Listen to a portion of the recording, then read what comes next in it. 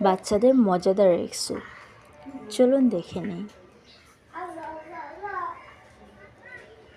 আমি এখানে গাজর নিয়েছি, লেবু নিয়েছি, লাল শাকের ডাঁটা নিয়েছি, একটা কাঁচামরিচ কুচি করে নিয়েছি, 3 কোয়া রসুন নিয়েছি। দেন আমি এখানে বেসন নিয়েছি, 5 চামচ পানি দিয়ে গুলে নিয়েছি। আপনারা চাইলে চালের গুঁড়া বা কর্নফ্লাওয়ার নিতে পারেন। এখানে একটা মুরগির ডিম নিয়েছি, লবণ দিয়ে ফেটিয়ে নিয়েছি। তেল নিয়েছি 2 চামচ। এখানে রসুনকে আমি লাল করে ভেজে নিব।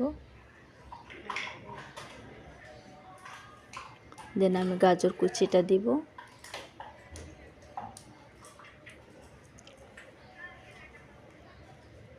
লাল শাকের ডাঁটাগুলো ভেজে, গাজর লাল শাকের ডাঁটাগুলো ভেজে আমি হাফ কাপ পানি দিয়ে সেদ্ধ করে নেব।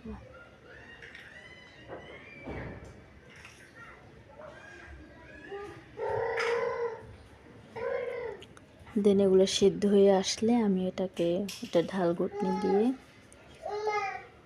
ভালো করে থেতো করে নেব।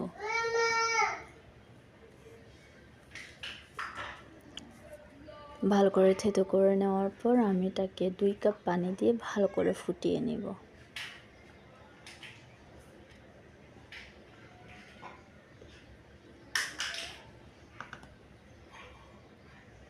ভালো করে ফুটানোর পর একটু নেড়ে চেড়ে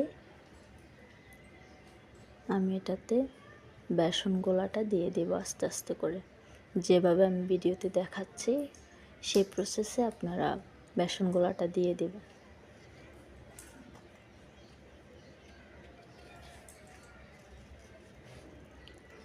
বেসন গোলাটা দিয়ে দেওয়ার পর আমি নেড়ে চেড়ে নিব।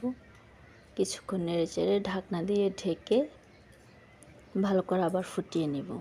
ফুটিয়ে নেওয়ার পর আমি আবার সেমভাবে ফেটানো ডিমটা দিয়ে দেব।